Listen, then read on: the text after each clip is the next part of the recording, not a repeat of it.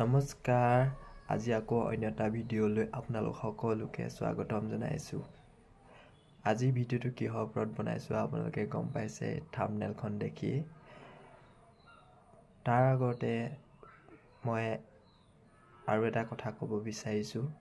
আপোনালোকে মোক বা মোৰ ভিডিঅ' চাই আপোনালোকে চোৱাৰ কাৰণে বহুত ধন্যবাদ জনাইছোঁ। যিসকলে এতিয়াও মোৰ ভিডিঅ' চোৱা নাই তেওঁলোককো অনুৰোধ কৰিছোঁ, প্লিজ মোৰ ভিডিঅ'বিলাক চাব আৰু আপোনালোকে মোৰ চেনেলটো প্লিজ ছাবস্ক্ৰাইব কৰি দিব। আৰু আপোনালোকৰ অকণমান সঁহাৰিয়ে যেন ময়ো অকণমান উৎসাহ পাম যাতে নেক্সট ভিডিঅ' দিবৰ কাৰণে। আৰু যিসকলে এতিয়াও প্লিজ কৰা নাই, প্লিজ দাদা বাইদেউ ভণ্টি সকলোকে অনুৰোধ কৰিছোঁ, প্লিজ চেনেলটো ছাবস্ক্ৰাইব কৰি দিব। এতিয়া আমি সকলোৱে যাওঁ ব'লকচোন। আজি কৰা ফাৰ্মখনৰ কৃষি ফাৰ্মৰ ওপৰত যিটো ভিডিঅ' বনাইছোঁ সেইটো চাওঁ ব'লকচোন। সকলোৱে ৰৈ নাথাকি ডাইৰেক্ট আমি ভিডিঅ'টোলৈ যাওঁ ব'লকচোন। আমি ৰৈ নাথাকি ডাইৰেক্ট চিধা যাওঁ ব'লকচোন। আমি সকলোৱে ভেন্দি বাৰীৰ টুকুৰা চাবলৈ। ভেন্দি গছবোৰ কিমানো ওখ হৈছে, কিমানো লাগিছে, ব'লক সকলোৱে মিলিজুলি চাওঁগৈ। আমি ৰৈ নাথাকি ডাইৰেক্ট ভেন্দি বাৰীডোখৰতে সোমালোহি আৰু বাৰীখনত সোমাই দেখিছোঁ ভেন্দি কলিয়াবলৈ আৰম্ভ কৰিছে।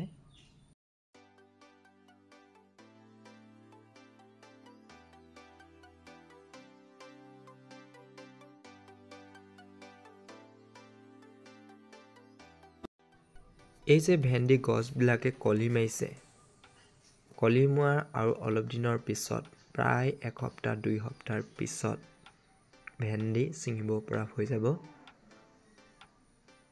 হয়নে? আপোনালোকে এই ভেন্দি বাৰীখন দেখি কেনেকুৱা পাইছে কমেণ্ট কৰিবচোন।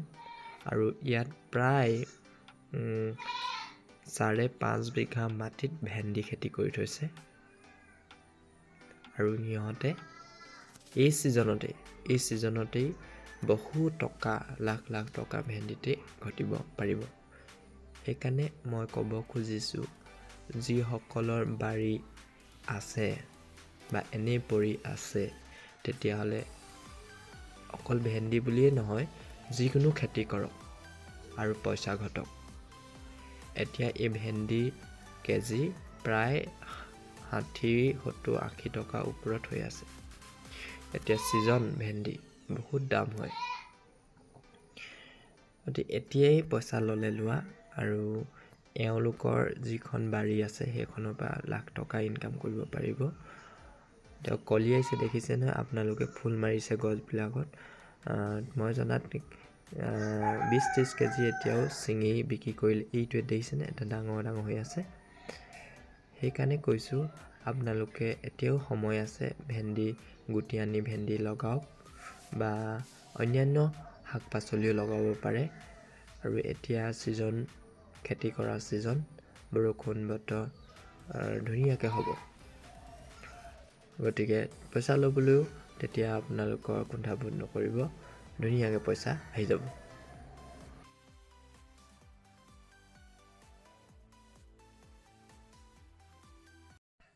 যেতিয়া ফচলবিলাকৰ গাৰ গঠনবিলাক মজবুত হৈ আহে আৰু তেতিয়া কৃষকজনে আনন্দিত হয়, তেতিয়া গম পায় যে ফচল এইবাৰ ধুনীয়া হ'ব। এতিয়া এই বাৰীখনতেই আমি গম পাইছোঁ বা কৃষকজনে আনন্দিত হৈছে যে তেওঁলোকে লগোৱা ভেন্দিবিলাক বহুত ধুনীয়াকৈ লহপহকৈ বাঢ়ি আহিছে। আৰু আৰম্ভ কৰিলে খুব সৰু চাপতেই লাগিবলৈ আৰম্ভ কৰিছে, দেখিছে নহয়? আৰু খেতিয়কজনে ইয়াৰ পৰাই গম পাইছে যে এটা ফচল বিক্ৰী কৰি বহু টকা ঘটিব পাৰিম বুলি।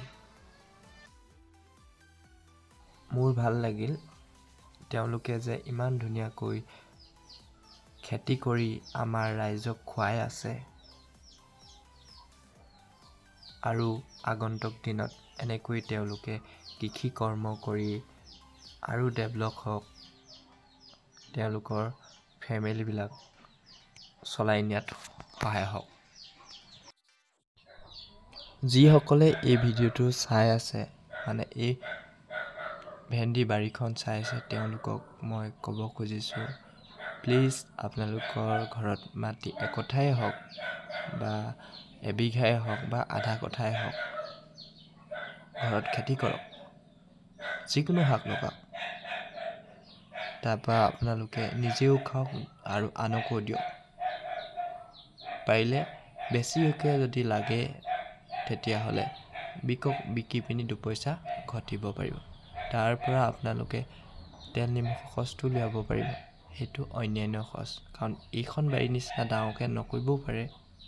সৰুকৈ হ'লেও আপোনালোকে টকা ঘটিব পাৰিব।